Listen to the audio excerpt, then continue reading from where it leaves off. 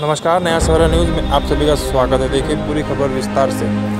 ओम साई ढाबा के सामने सोनौली गांव, कल्याण बाईपास, नासिक मुंबई राजमार्ग, कल्याण जिला ठाणे में दूसरे राज्य हरियाणा से अवैध रूप से महाराष्ट्र राज्य में बिक्री के लिए प्रतिबंधित विभिन्न ब्रांडों की विदेशी शराब का 25,63,000 रुपये का माल जब्त किया गया। शराब के खिलाफ कार्रवाई करने के लिए गए निर्देश के अनुसार नासिक मुंबई रोड से कल्याण बाईपास अन्य राज्यों से अवैध शराब इस क्षेत्र से होकर ले जाए जाने वाले की सूचना मिलने पर निरीक्षक दिगंबर सेवाले ने राज्य उत्पाद शुल्क भरारी पथक लेकर ओम साई ढाबा के सामने सोनौली गांव, कल्याण बाईपास, नासिक मुंबई राजमार्ग, कल्याण ठाणे जिला यहां जाल बिछाकर मिली सूचना के अनुसार जैसे ही संदिग्ध वाहन घटनास्थल पर नजर आया उसे रोक लिया गया और सफेद रंग की महिंद्रा बोलेरो को जब्त कर लिया गया। जब वाहन की जांच की गई तो पता चला कि वह हरियाणा की है। विदेशी राज्यों में निर्मित और बेची गई 53 पेटी विदेशी शराब महाराष्ट्र राज्य में बिक्री के लिए प्रतिबंधित शराब और वाहन आरोपी सहित महाराष्ट्र राज्य में बिक्री के लिए प्रतिबंधित कुल 53 पेटी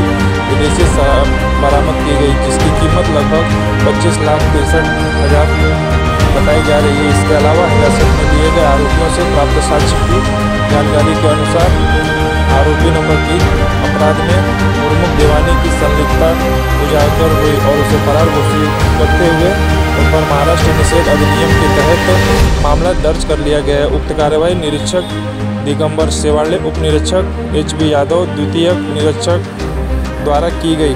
आगे की जाँच निरीक्षक DT सेवाले द्वारा की जा रही है।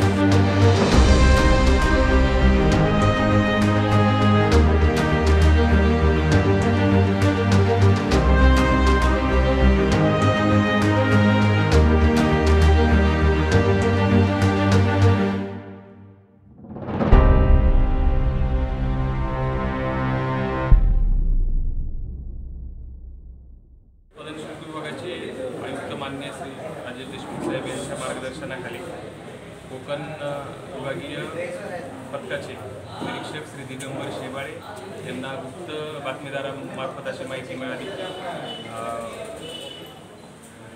हरियाणा राज्यातून ज्या ठिकाणी एक्साईज ड्युटी कमी असल्यामुळे विदेशी मद्याची किंमत कमी असते अशा ठिकाणी चोरट्या स्वरूपामध्ये ठाणे जिल्ह्यामध्ये विदेशी मद्य येणार आहे अशी त्यांना खबर मिळाल्यानंतर एक पहाटे 5 वाजण्याच्या सुमारास कल्याण बायपास रोडला त्यांनी एका संशयित वाहनाची तपासणी केली असता बाहेरच्या बाजूला रिकामी प्लास्टिकच्या पाण्याच्या जे बॉक्स ड्रम आहे तर त्याच्या आडमध्ये चोर कप्पा बनवून सुमारे 53 बॉक्सेस विदेशी मद्याचे जे सगळे हायर ब्रँड आहेत म्हणजे ज्याला आपण स्कॉच म्हणतो असे स्कॉचचा साठा त्यांना सापडला। हा स्कॉचचा साठा हरियाणा राज्यासाठी आयात केलेला होता, परंतु महाराष्ट्र राज्यामध्ये ठाणे जिल्ह्यामध्ये त्याची चोरट्या स्वरूपामध्ये आवक झाल्याची निदर्शनास आलं।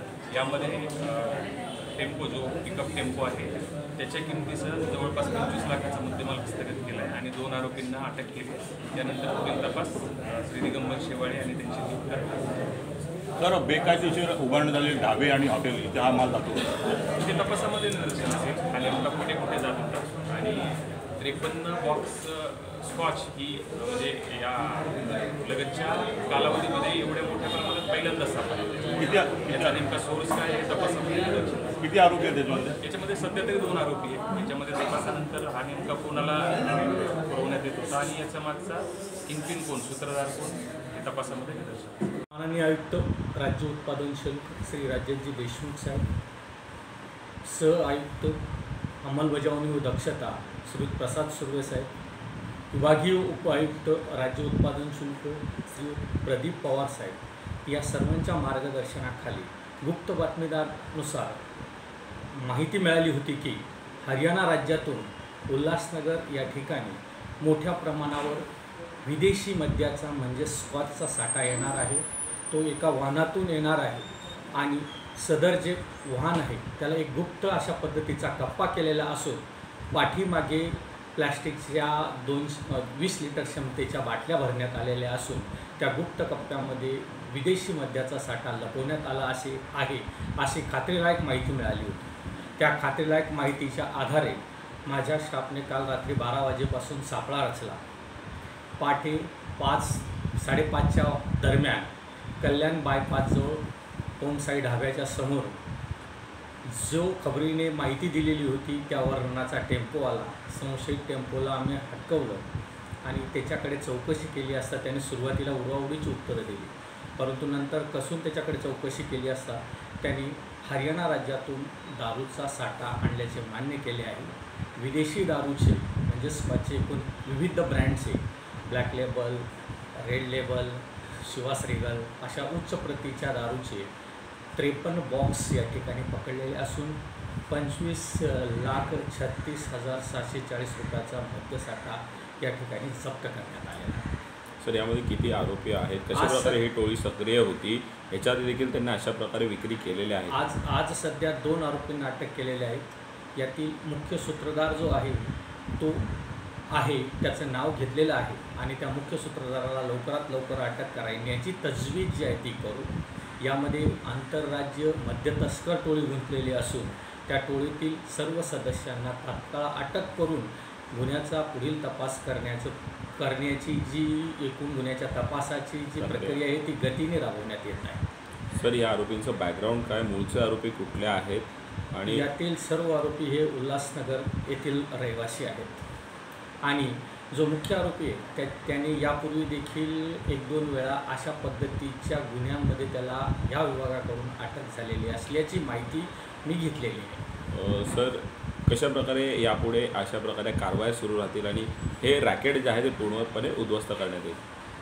महाराष्ट्र शासनाचा महसूल बुडून परराज्यातून मद्य विक्री करण्याचे जे रॅकेट आहेत ते वेळोवेळी राज्य उत्पादन शुल्क विभाग आपल्या सक्रिय खबऱ्यांच्या जाळ्याच्या माध्यमातून असे रॅकेट उद्ध्वस्त करत आहे आणि यापुढे देखील ही कारवाई सतत सुरू राहील.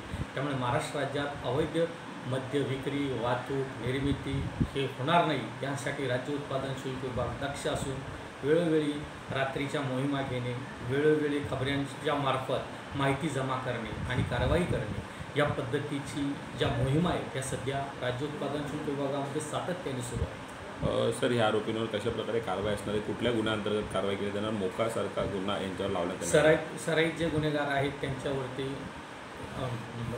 प्रतिबंधात्मक कारवाई म्हणजेच मुंबई दारूबंदी कायद्याच्या सेक्शन 93 नुसार बॉन्ड घेणे, त्यानंतर त्या बॉन्डचे ब्रीच झाले असेल तर ती ब्रीच पुन्हा गुन्हा नोंदवणे, त्याचबरोबर त्यांच्यावर मोका कायद्यासारख्या कायद्याअंतर्गत संघटित गुन्हेगारी कायद्याअंतर्गत देखील त्यांच्यावरती कारवाई करता येईल का काय याबाबत वरिष्ठांचं मार्गदर्शन तसेच कायदेतज्ञांचं मार्गदर्शन घेऊन पुढील कारवाई केली जाईल.